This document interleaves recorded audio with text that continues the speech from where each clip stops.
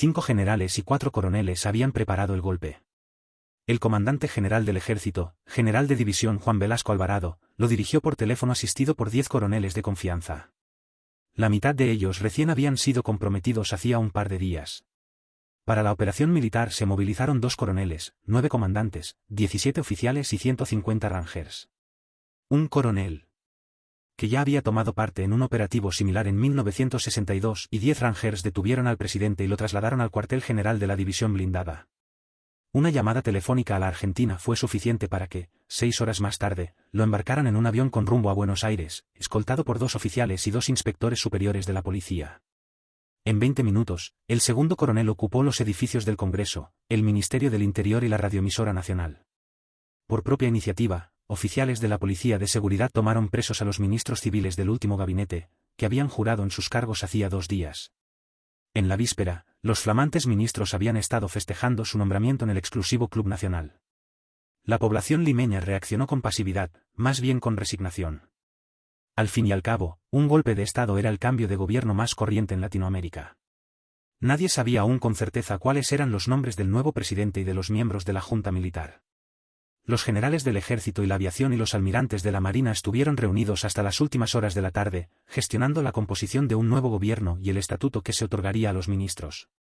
Lima fue gobernada ese día por un coronel que había sido sacado de la cama en horas de la madrugada mediante una llamada telefónica. El mismo coronel que más tarde, como presidente del Comité de Asesoramiento a la Presidencia, COAP, desempeñaría un cargo de superministro, aún recuerda ese día con asombro e ironía.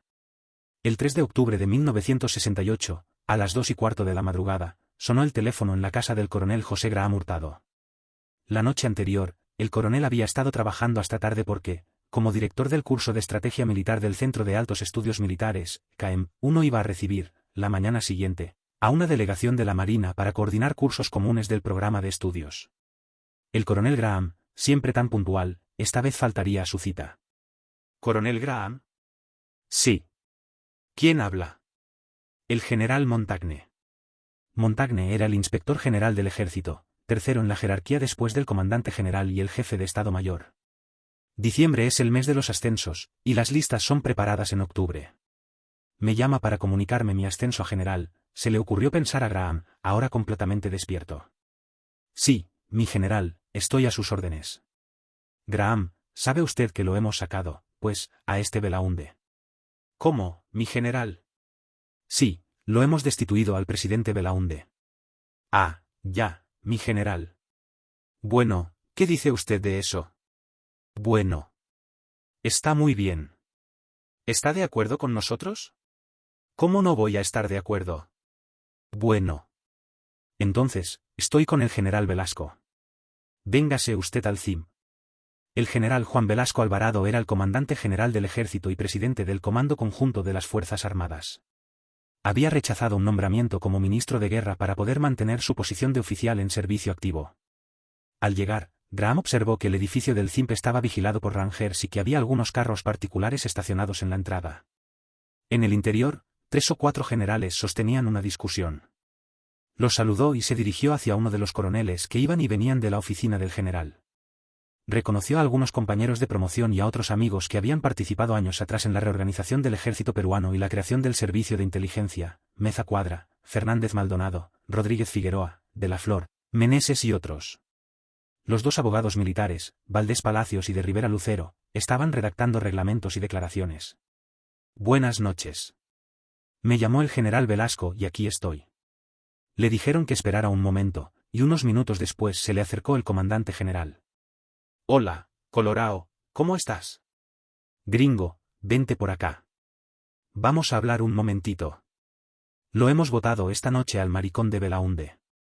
¿Está bien o estás con miedo? No, mi general. Son ustedes quienes le han sacado. Bueno. Sabes, hemos pensado en ti para que te hagas cargo de la prefectura de Lima. No te asustes, por si acaso, es fácil ser prefecto. No me asusto, mi general. Usted me lo dice y yo me voy. Y le recordaron que, siendo un joven oficial, en 1948, tras el golpe de Odría, había sido llamado a Palacio para desempeñarse como edecán del presidente militar. Se dio cuenta de que era el único coronel en servicio activo con experiencia en un cargo público. Velasco le pidió que esperara a recibir las órdenes por escrito. Hasta cerca de las 4:30 de la madrugada estuvo en el CIMP.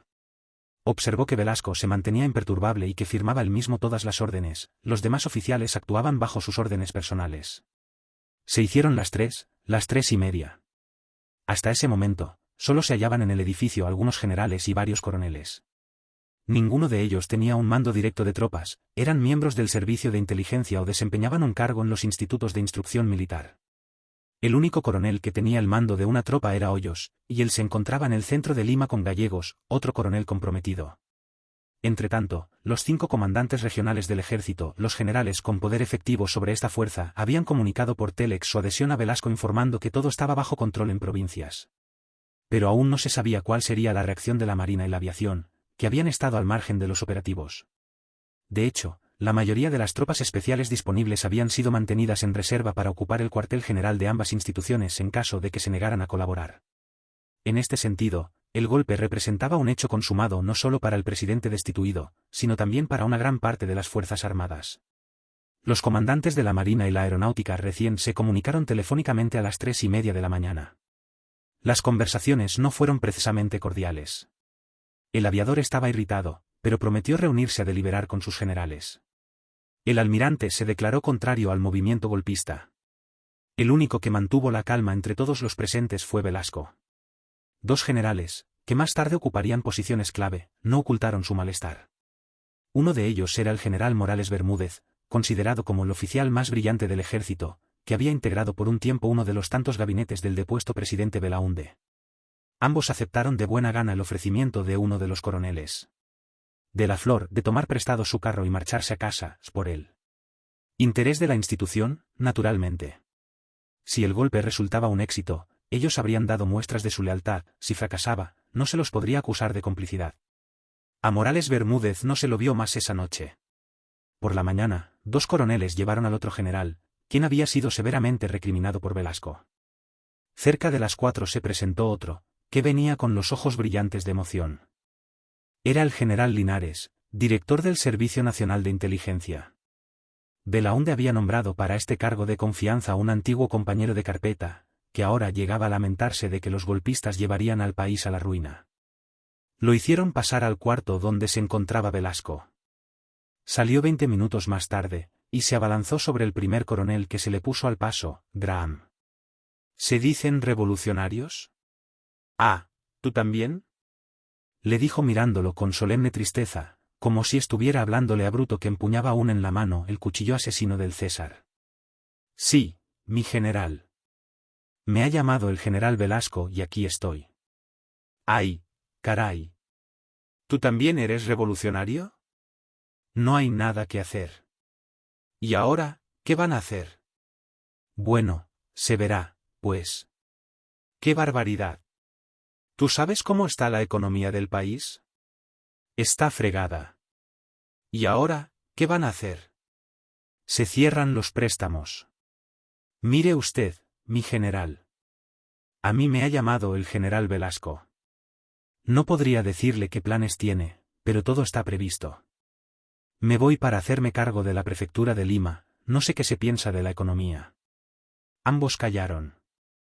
El general rompió el silencio sacando el tema de sus dificultades para regresar a casa. Bueno, ¿y ahora, cómo me voy? Me trajo un patrullero, pero el patrullero se fue.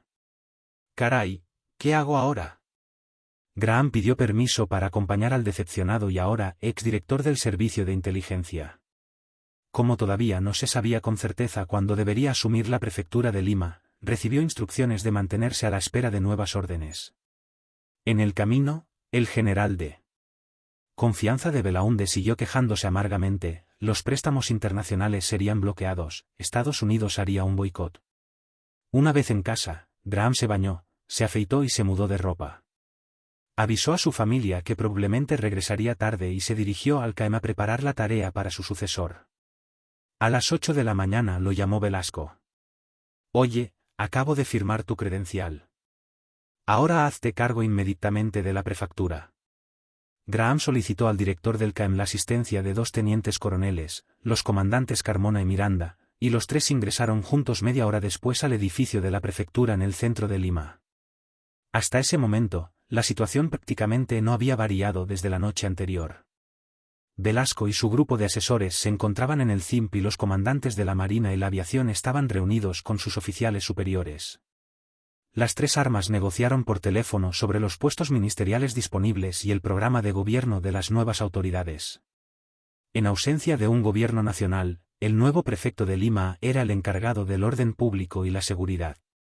Al llegar a la prefectura, un siniestro edificio que servía a la vez de cárcel de la policía de seguridad, el coronel y los dos comandantes fueron recibidos por el general y jefe de la policía. Mire, general. Me acaba de encargar el general Velasco la prefectura. Entonces, tenga usted la bondad de acompañarme al despacho para conversar. Sí, mi coronel. Ya hemos puesto todo en orden y tenemos la información de cómo andan las cosas. Hasta ese momento no se habían presentado problemas de urgencia. Entonces, llegó la noticia de que Villanueva, el secretario general del partido más importante del país, el APRA, iba a pronunciar un discurso desde el balcón de la sede del partido, en el centro de la capital, ante una multitud que se había reunido allí a toda prisa. El líder aprista acababa de lanzar un mensaje por la radio. Graham mandó a un oficial de policía y a algunos guardias civiles. Inmediatamente que han tomado preso a Villanueva, me disuelven este grupo. Minutos más tarde, el prefecto recibió una orden telefónica desde el CIMP. Era uno de sus colegas coroneles. Oye, Pepe, me hace llamarte el general Velasco. Dice que has dado orden de que tomen preso a Villanueva. Dice que mejor no te metas con los apristas. Que disuelvas la manifestación, pero que no tomes preso a Villanueva. El segundo incidente tuvo visos de opereta. A eso de las 11, se presentó ante el prefecto un inspector de la policía de seguridad. Tenemos aquí a un general, Gliardi, que exige ser tomado preso. ¿Está preso? Él no. Él no está preso.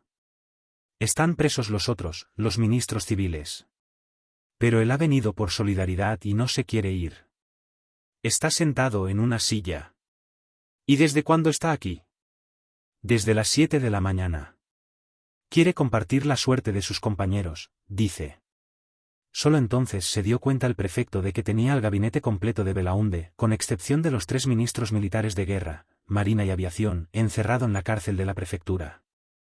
Los ministros del presidente depuesto habían abandonado el edificio del Ministerio del Exterior, tras haber intentado organizar una reunión de gabinete. Habían salido a la calle a los gritos de «¡Viva Belaúnde!», y la policía de seguridad los había detenido por alteración del orden público y los había encarcelado en la prefectura. ¿Pero no le han dicho al general que se vaya? Sí, pero no quiere irse. Graham hizo llamar al comandante Miranda. Bueno, mira, hazme un favor. Anda donde el general Gliardi, salúdalo de mi parte y dile que el coronel Graham se ha encargado de la prefectura. Y dile que estamos aquí en representación de las Fuerzas Armadas y que no nos ponga en situaciones difíciles. Que contra él no hay absolutamente nada. Pero por el hecho de que él se autoapresa nos está comprometiendo. Entonces que por favor, de verdad por favor, se vaya a su casa. Al rato regresó Miranda solo. El general en retiro Gliardi, ministro de Aviación en el último gabinete de Belaúnde, se había levantado de la silla y se había marchado. El tercer incidente fue más significativo, no porque fuera un asunto de vida o muerte, sino por ser ilustrativo del conflicto entre el antiguo orden establecido de la élite política y la nueva situación de dominación institucional del ejército. Esta circunstancia contribuiría a profundizar el desprecio que los militares experimentaban por el régimen depuesto, al que veían como la personificación de la sosera y la corrupción. Media hora después de que el general Gliardi concluyera su solitaria vigilia de solidaridad, un alboroto en el pasillo fue llegando hasta el despacho del prefecto. A los pocos minutos, la puerta se abrió con gran estruendo. Era el doctor García Rada, presidente de la Corte Suprema y cuñado de Belaúnde, 4. Enrojecido y casi ahogándose de cólera, el recién llegado se abalanzó sobre el prefecto. Así, sasá, carajo, huevonada. Tal cosa por allí, por allá. Sus 2 hijos habían sido detenidos por la mañana, y el presidente de la corte exigía a voces su inmediata liberación. El prefecto aguardó hasta que se calmara y le dijo: «Doctor, ¿está usted en el despacho del prefecto?» «Yo soy el coronel Graham». Y el único que podría gritar en este despacho es el prefecto. Y usted, siendo doctor y el primer magistrado de la nación, siendo usted un hombre de cultura, ¿viene usted a armar este bochinche en el despacho de la primera autoridad del departamento? Pero usted tiene que comprender que han tomado presos a mis hijos. Cualquiera sea el motivo, no es la manera de conversar con una autoridad. Y sobre todo cuando sus hijos están aquí por haber faltado a la policía. El prefecto ya había sido informado de la llegada de García. Esa mañana, los dos hermanos García Belaúnde V habían desahogado su cólera por la caída de su tío arremetiendo a garrotazos contra un agente de policía, justo al frente del edificio del partido de Belaúnde, Acción Popular. Los dos habían sido detenidos y llevados a la prefectura. Los teníamos que detener, explicó el general de la policía. Asaltado por un nuevo acceso de cólera, el doctor García extrajo de su americana una cinta con una medalla. Aquí tengo una condecoración de la policía y se la voy a tirar en la cara, ya no la quiero tener.